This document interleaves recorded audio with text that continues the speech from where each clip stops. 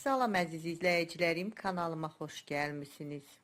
Bugünkü videomda soba listində böyük bir ailəyə yetəcək almalı, yumuşaq, çox dadlı piroqun hazırlanmasını sizinlə paylaşıram. Tez bir vaxtda hazırlaya biləcəyiniz asan bir piroq reseptidir. İndi keçək piroqun hazırlanmasına. Bunun üçün əvvəlcə meyvəni hazırlayıram. Piroq üçün alma götürmüşəm. Almaları təmiz yumuşam. Piroqu elə bir dəfəlik duxovkanın listində hazırlayıram. Yapışmasın deyə əvvəlcə formanın içərisinə yumuşalmış kərə yağı əlavə edib hər yerinə yaxşı yağ çəkirəm.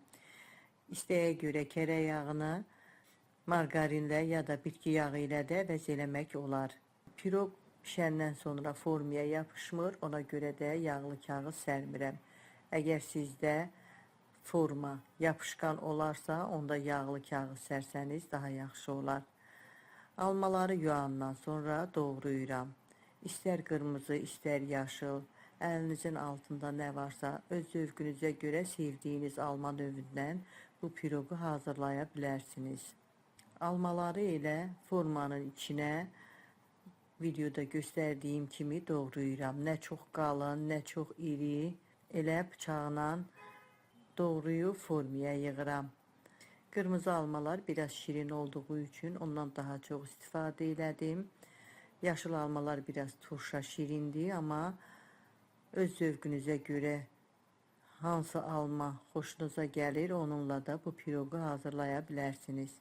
Təxminən 8 ədəd orta boy ölçülü almanı doğrayıb formaya yığdım.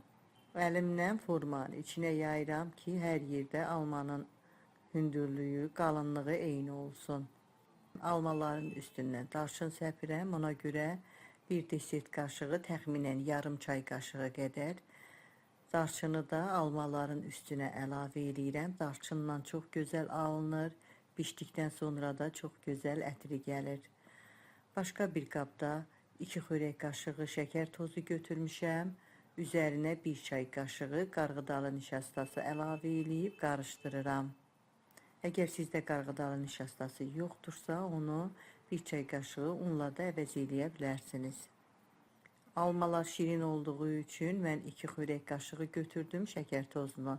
Əgər sizdə almalar turşa şirin ya da turşu olarsa, onda şəkərin miqdarını öz zövqünüzə görə artıra bilərsiniz. Nişasta ilə şəkər tozunu da almaların üstündən hər yerinə səpirəm.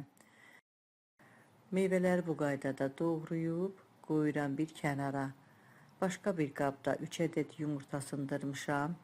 Üzərinə 1 çimdik duz, 200 ml stəkanla 1 stəkanda şəkər tozu əlavə edirəm. Qaşıqla 7 xörək qaşığı şəkər tozudur. Yumurta ilə şəkər tozunu mikserlə 2-3 dəqiqə yaxşı qarışdırıram.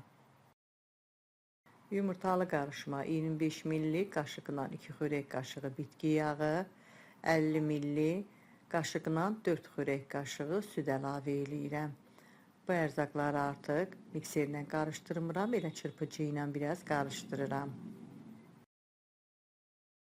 Başqa bir qabda 200 ml stəkanla 1 stəkan yarım un götürmüşəm. Üzərinə 1 paket 10 qram qabartma tozu, 1 paket 5 qram da vanil əlavə edirəm. Vanil zövqə görədir, istəməyən əlavə etməyə də bilər. Quru ərzaqları da qarışdırandan sonra ələkdən keçirdirəm. Un qarışımının hamısını ələyə tökürəm. 2 dəfədən hissə ələkdən keçirdib çırpıcı ilə qarışdırıram. Elə qarışdırmaq lazımdır ki, içində un topak halında qalmasın. Qalan hissəni də ələkdən keçirdəndən sonra yaxşıca qarışdırıram.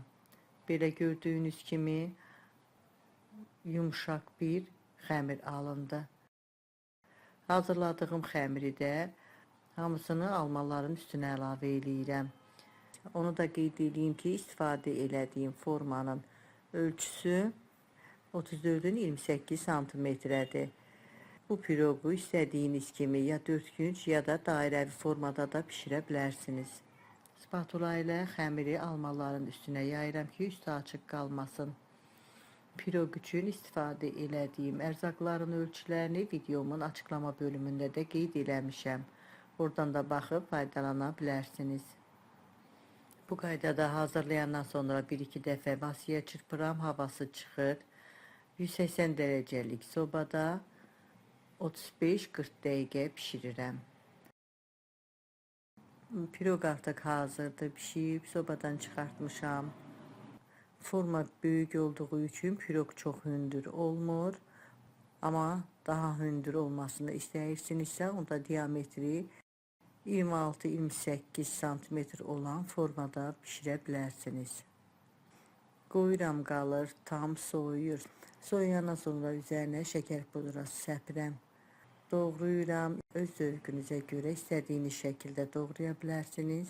Mən əvvəlcə uzun sov şəkildə kəsib, sonra doğrayıram. Belə kvadrat şəkilli piroqlar alınır. Formadan da çox rahatlıqla çıxır. Yumşaq, bol meyvəli, çox gözəl bir piroq alınıb. Piroqun alt hissəsinin də necə gözəl pişdiyini sizə göstərmək istəyirəm. Heç bir yapışma olmur, formadan da çox rahatlıqla çıxır. Altı da çox yaxşı pişib, qızarıb. Belə gözəl piroq alınıb.